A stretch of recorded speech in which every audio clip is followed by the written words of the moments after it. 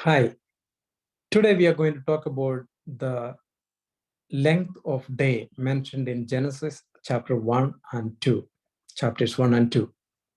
In Genesis chapter 1, we read about the 6 days of creation. I already spoke in the previous video about a couple of issues in those literal reading of that passage. And I also showed that if we read it literally, we have to believe that God created sun and moon only on the fourth day.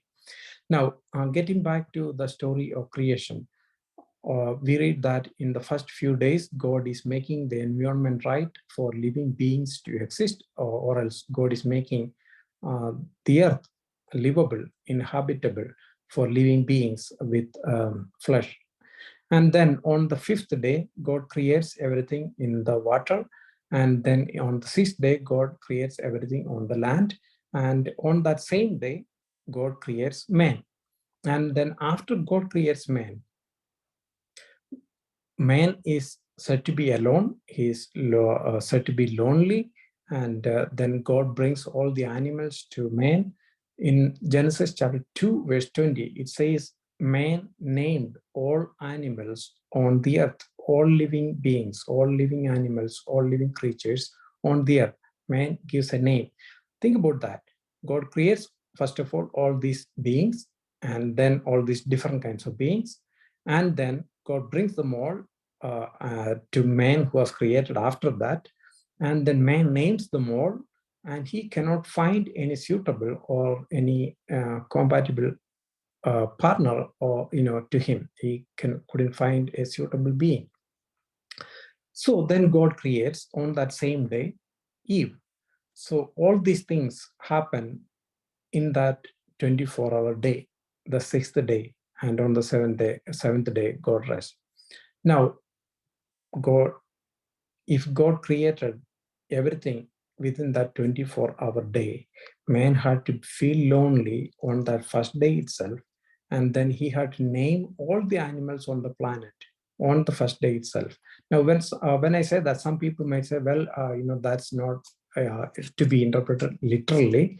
Uh, Man did not name all the animals. He probably named the kind, or just the categories.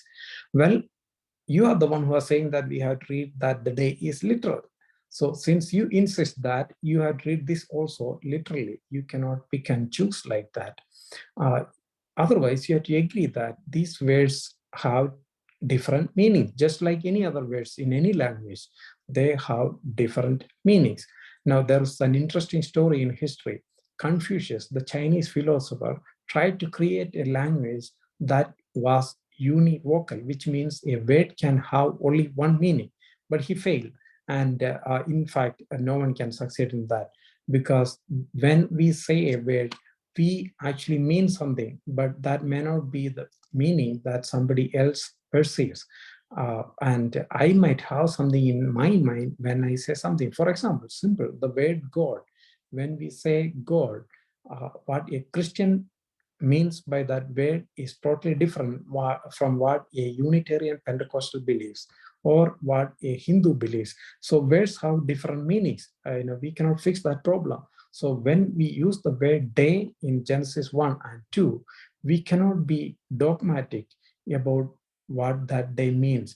Of course, the young earth theorists argue that this has to be 24-hour day, but I'm going to show a couple of references to show that that's not necessarily true. Let's turn to Psalm 90, verse 4. Psalm 90, verse 4. Psalm 90, verse 4 reads like this: 1,000 years in your sight are like a day that has just gone by, or like a watch in the night. Says that, for God, 1,000 years is like a day. So if 1,000 years is like a day, do we have to insist that the day in Genesis 1 is talking about 24-hour day? Or it could be possible that maybe these are talking about millions of years, or whatever number of years that that is actually there. We cannot really know. And it's not only in the New Testament, Old Testament, even in the New Testament, Peter, someone who walked with Jesus and learned from him, says like this in 2 Peter 3, verse 8.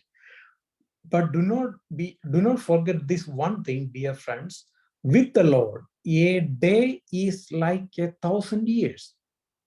Now, if Peter, inspired by the Holy Spirit, says that a day is like 1,000 years, could it be possible that the day in Genesis 1 also could be like 1,000 years?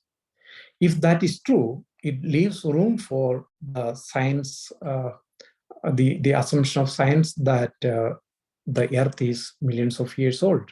And we do not have to be dogmatic about arguing for a young earth theory. I'm not saying that the young earth theory is wrong. They have some good arguments in favor of that. But I'm saying that we cannot be dogmatic, or we shouldn't be dogmatic about something that the Bible doesn't insist.